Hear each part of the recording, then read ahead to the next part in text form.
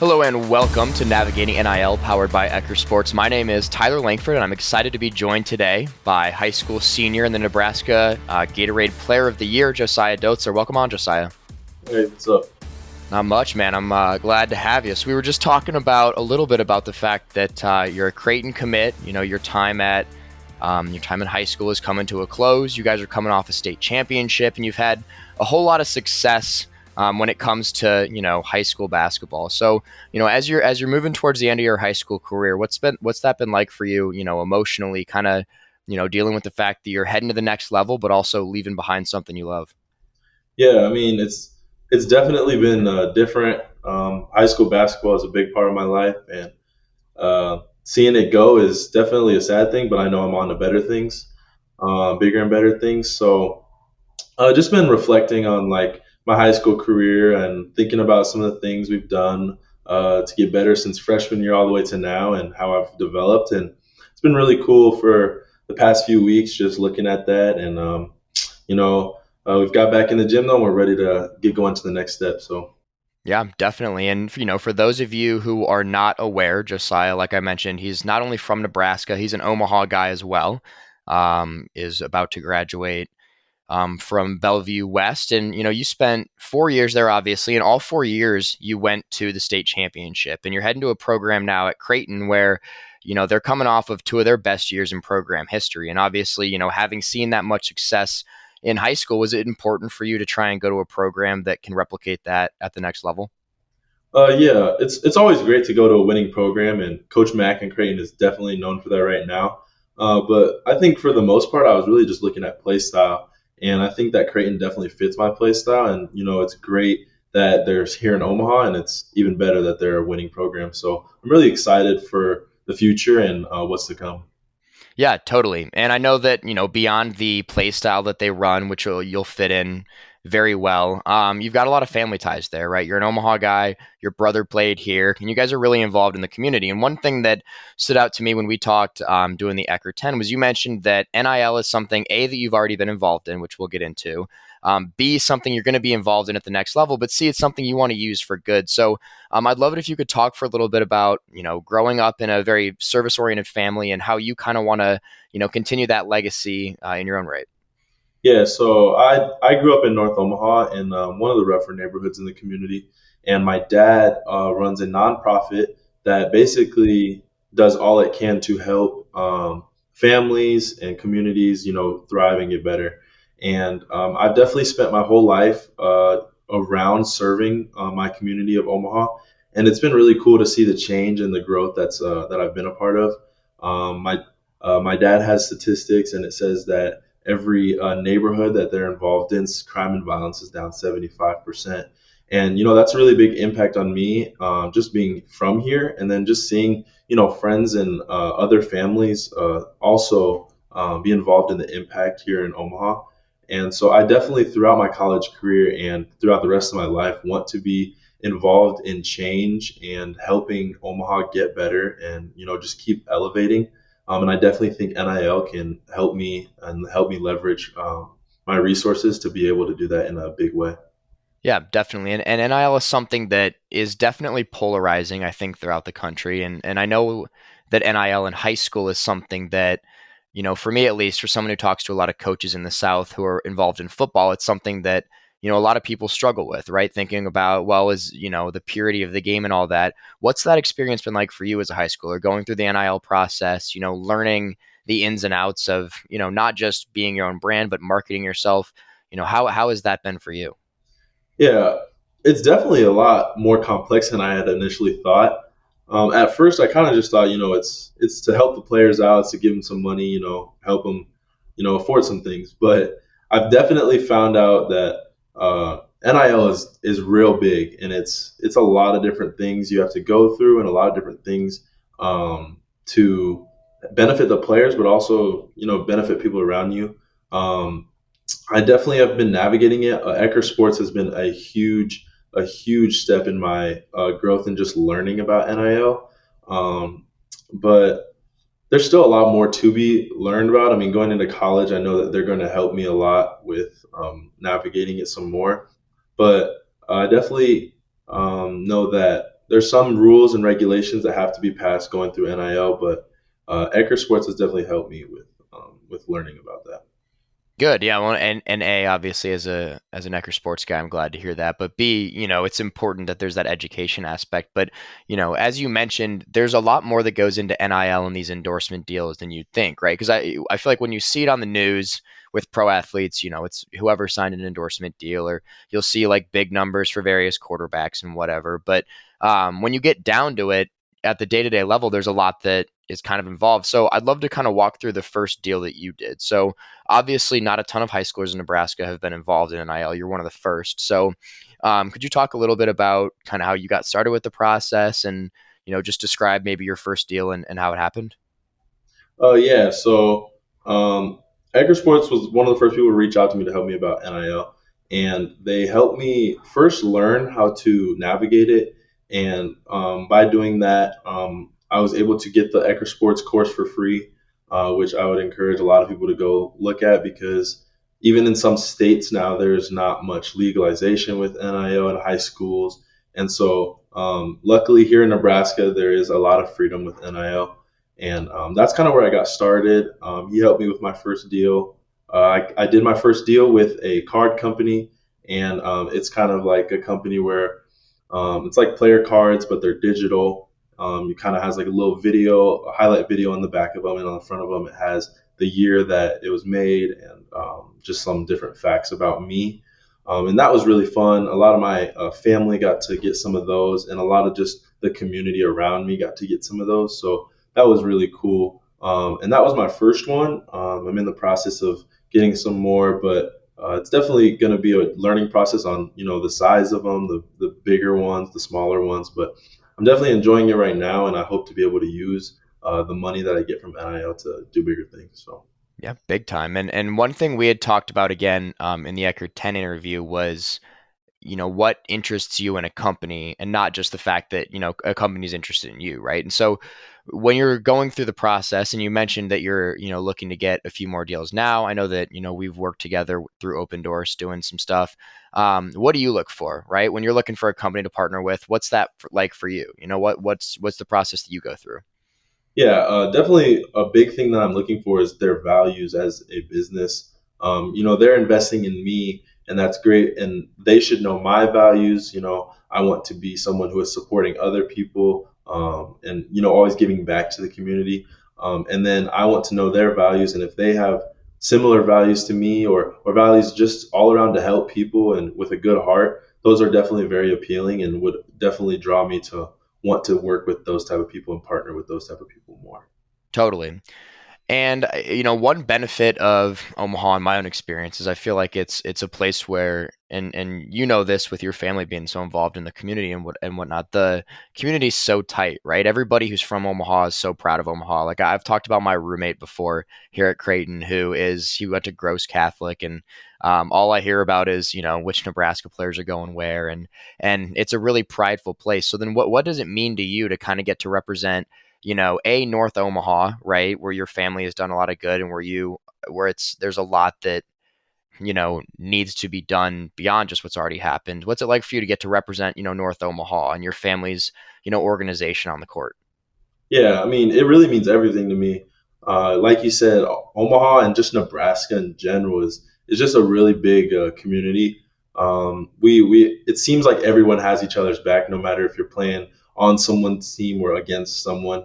We're always rooting for the Omaha guy or the Lincoln guy. It's just you always hear Nebraska people rooting for the Nebraska guys, and so it's really nice to be able to stay in a program from Nebraska, rooted out of Nebraska, and I know that it will definitely allow me to stay connected to friends and family that I've grown up with.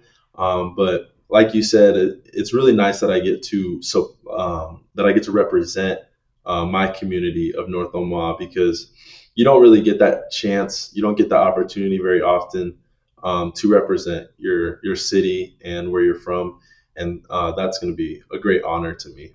Yeah, and I'm sure that's a very meaningful thing, and it's something that a I think as you get older, it becomes easier probably, right? Because you were playing as a freshman, right? And you grew up with your brother who was a great player, and people knew who you were. So what was that like for you, knowing that you were a leader on the team and a leader in the community, and B, that you were representing them. Was that extra pressure? Or was it something that you took in stride? How did you kind of deal with that early on? I wouldn't say it was any extra pressure. It was almost more like extra motivation because many people in my community where I grew up in North Omaha is they don't have the same opportunities as many people. And so for me growing up, I had a lot of opportunities because my dad has a lot of connections around Omaha, and he allowed me to get in programs that would help elevate me, get me better. He helped me get to places that would cost a lot of money, but he knew some people, so I could get there. And so, me being from the community, not a lot of people like neighbors around me, not a lot of community brothers that I had the same chances as me to get to those places. So it was almost the biggest motivation for me when I played to be able to represent people who just didn't have the same opportunity as others.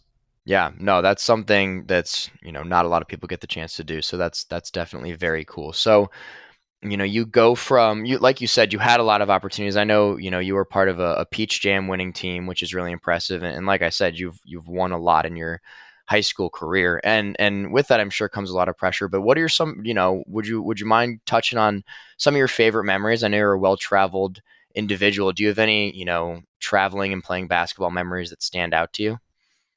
Oh man, we traveled a ton in my youth for basketball, and in high school we traveled a ton. I'd say my favorite was in eighth grade. We traveled to Vegas for like this national tournament, and there was a lot of like rough things about it. I remember it was so hot that they like the air conditioning was broken in all the gyms, so we were drenched in sweat. Like the ball was slipping everywhere, and it sucked in the moment, but I remember those were some of like the biggest memories for me because there was named people, like people who had blown up on Instagram in that tournament everywhere. I think we saw like Muggsy Bogues there, and it was just a lot of memories that year. And we made it to the Final Four my eighth grade year, and that was definitely one of the biggest memories. But more recently, I'd say my favorite memory is just this last year's championship, this 29-0 season, because a lot of these guys that are on my team right now at Bell West, I've played with them since third grade. And so, winning one with them and playing with them and having fun with them, it was just a joy on the court and also off the court, just being around these people. So winning one with them was huge. That's very cool. No, that's awesome. So, and we've touched on Creighton a little bit, but what was it? I'm curious what the recruitment process was like for you, right? So, when you're kind of, was it something that happened quickly where all of a sudden you're getting a lot of offers? Was it a trickle, or, would you describe the offer process as you experienced it? Yeah, it was definitely a slower process for me. When they can start recruiting you, which is like your junior summer year, sophomore year going into junior year, that's when I got my first calls, and it was a bunch of mid majors. I got recruited by mid majors a lot, and then my junior year, I got recruited by I started getting recruited by high majors. Creighton was in there, some other biggie schools, some other schools around the country were in there. But I do remember it kind of seemed like it was going to take off. I had a whole bunch of calls from these big schools, but then it kind of plateaued. And I just felt like being in Nebraska was really hard getting recruited. They didn't really get to see me play against the best competition all the time. And it was really difficult. And then finally, this last summer, it was in June when I was playing with my high school team. We went to a Creighton camp, and I really played really well there. And then I also got invited back and got to scrimmage a few times with Creighton, and I looked really well there. So I think that's where they really just were like really wanting to go after me at the time. And then obviously they got to see me play with Mocan, and when you're playing against these players, I mean, they're some of the best players in the country. So just being able to hold my ground against those players also helped me a lot. Definitely. And you were the only Nebraska guy on the team, if I'm not mistaken. Yeah. Yeah, that's a big deal. No, well, that's interesting because I mean, every recruitment's different, right? I mean, there's guys who start off super hot and then things fall off, and I mean, it could go any way. So, what's the mindset then going into that Creighton scrimmage, right? You've camped, you've got connections to Creighton, you want the offer, you've got to go scrimmage the team, right? What's the mindset going in there? How do you approach that? Yeah, I feel like leading up to that point, I had been putting a lot of pressure on myself to get these offers. I kind of maybe think that's one reason why I wasn't maybe performing my best when those big schools were at the few games that they came to. Um, so going into that Creighton camp and going into those scrimmages, I really just told myself just to let loose, like whatever happens, happens, and just play my style of basketball. Don't even really think about the coaches that are watching or think about the other players that are playing. Just be Josiah, be who I am. I think that's really just what helped me take off because when you're sticking true to yourself and what you practice every day and the work that you put in, the results are going to show for itself. Absolutely, but it takes a while to get there, right? Because you can be, a three-time, four-time state champion appearance and have won the Peach Jam and done all this stuff, but then, it kind of comes down to that one experience. So then, if you could go back, is there anything you would change about the way that you approach your recruitment? No, I think everything happened for a reason. I think God put me in the positions that I need to be put in for a reason, and I think that I'm at Creighton for a reason. So as far as recruiting and anything, I mean, I might have wanted things differently in the moment, but where I'm standing right now, I'm in a great spot. Definitely. One thing we talk about on here a lot is fit. And then, I mean, for me, I remember my college process, not as an athlete, but I wasn't even like Creighton wasn't even on my radar. My mom had come here and I ended up just kind of visiting and I liked Omaha and it ended up just being a good fit. And then we had this guy who played D1 baseball at Texas Tech because it was his best offer, Reed Meyer. And he ended up transferring after his first year and then went to four different schools and graduated as just a normal student from UT because he had focused on the fit. And so he does his whole business now on coaching athletes to find the right fit. So, hearing that you're at a spot where, you feel like you're supposed to be is always, always a very good thing.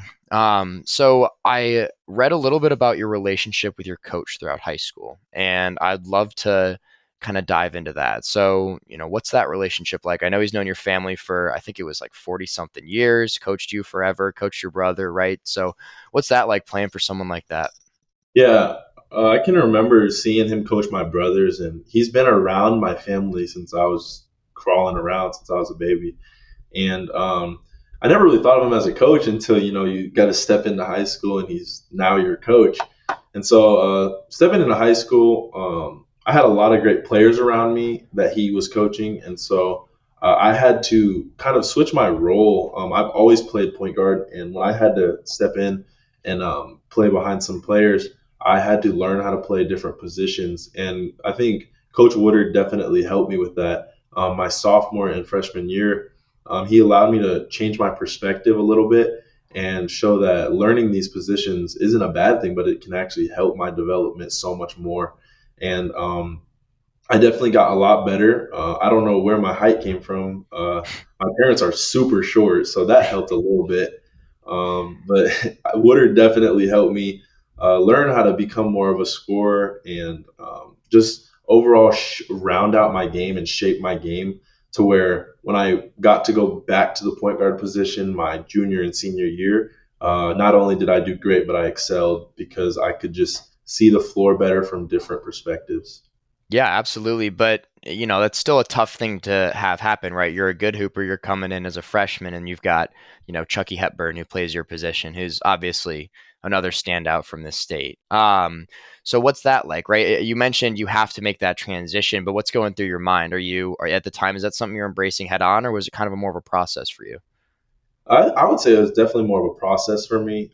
At first, I was kind of bitter at the situation. Like I knew he was a great player, and I thought, I can step into a different school that doesn't have necessarily a more talented point guard like him, and step in right away and play as a freshman, like the position I want to play. And so it was definitely a process. But the more I looked at it, the more it was a situation where I felt I could learn and be like a sponge and soak up everything that was in the situation for me. So I just used it to kind of pick at Chucky's brain and see what he's seeing. And I definitely learned a ton my sophomore and freshman year just from him alone. And I think it was definitely one of the big growth points in my basketball career. And, we mentioned Chucky's a great player, but then all of a sudden, after your sophomore year, you've spent 2 years playing a different position, and now, it's your team. What was the leadership development like for you? Was it something where, you get there and you're kind of ready, or you had to go through this and now you're the point guard, or, how did you get to the point where, you're this senior leader? Yeah. Leadership is definitely something you always got to work on. It's always definitely difficult and exhausting.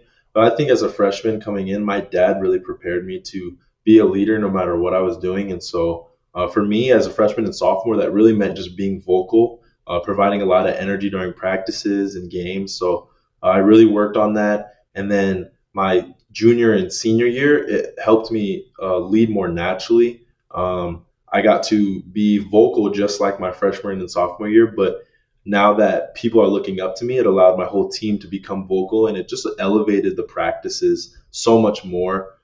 Practices were never quiet. We had a lot of energy, just trying to get better every single day. And I think that's what helped my leadership the most is being taught from my freshman year to be a vocal guy because it goes long ways. Big time. So then what's the process then of, approaching, your first season at, a Division 1 university? Is it something where you can, take that lesson and kind of apply it forward? Yeah, for sure. I want to step on campus and I want my presence to be known. No matter what position I'm playing, no matter where I'm playing, how much I'm playing, I want to be the guy that is providing that energy for the team, providing leadership. Even as a freshman, I know I'm going to be young, but as a freshman, I just want to come in and be able to provide a spark for a team. You mentioned, how much you're playing, and I think that's something, especially now in the era of the transfer portal and, NIL, it's super. I guess there's 20% of, college basketball players right now are in the portal. So when you're approaching your recruitment, was this something that, you were worried about playing time, or are you more of the mindset that, you kind of took your developmental steps in high school, in stride, and that's something you're willing to do in college, or how'd you approach that? I approached it as hard work gets you where you need to go. And so, no matter who was there, no matter who was at Creighton, I just felt that the coaches were there to get me better. The staff was there to help elevate me, and the team was there being successful. And so, I felt that it was a program that uh, had all the tools to get me better. And I know I'm in my head, I'm one of the hardest workers ever. And so, I knew that no matter who was there, if I work hard and I play, things are going to fall into place slowly, quickly, however it needed to happen. And so I felt if I just keep working hard, that it'll be fine no matter who's at Creighton. Yeah, absolutely. I mean, there's no doubt about it, right? I was talking to Gabe Judy Lally, who's a cornerback at Tennessee, and he was coming in from BYU, and he was just talking about how he was not the highest ranked dude on the team coming out of high school, but he had a quote I loved where he was just like, "There's a lot of dudes who are ranked higher than me who watch me play," and it's because he's it's all about the work ethic and the mindset that you approach things with, and obviously you're a good leader and you're a hard worker, so if you continue to apply that, you're going to be just fine. So we do a final segment with every guest where we run them through a little bit of a gauntlet of a few questions, and I'm gonna have to put you through that one real quick before we let you go.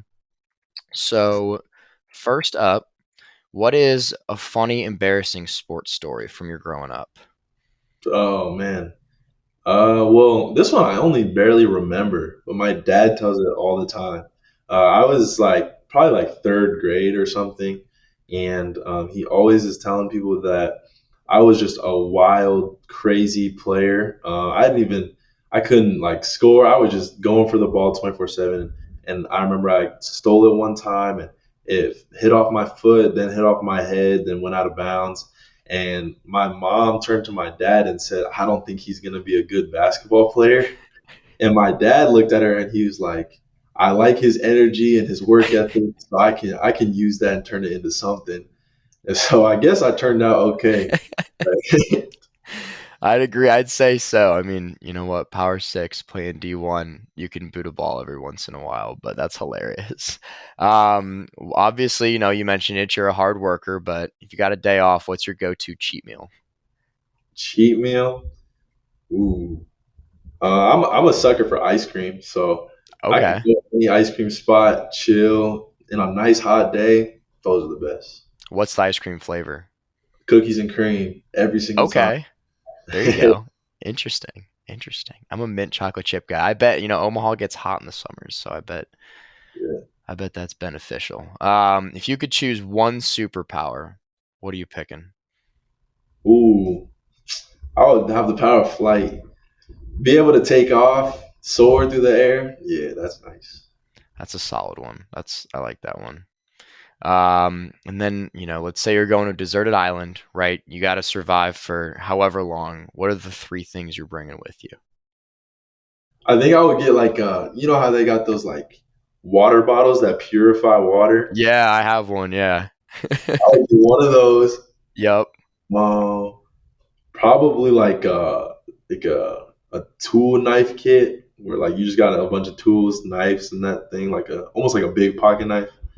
And then shoot, I don't know, maybe like a big blanket. Try to use it for different things. That's smart. That's a good answer. I'll give you props. I've gotten some just like some real randoms. A lot of people want to bring their entire family. I'm like, man, that is so not feasible, but we'll rock with it. No, that's good. That's good stuff. And then finally, who's the best athlete you've ever played? We can do with or against. um, Ooh, I'd say I'd say against probably Bishop Walsh. Or not, sorry, not Bishop Walsh, Jordan Walsh. My fault. Jordan Walsh, Arkansas player, and with I'd say Chucky Hepburn. So Yeah, there you go. Well, Josiah, I appreciate your time. Appreciate having you on the podcast, and yeah, we'll talk soon. cool. Thank you. Alrighty. Everyone listening, make sure to tune in on Spotify, Apple Music, or YouTube, wherever you get your podcasts. We'll have another one for you guys in 2 weeks. Thank you very much.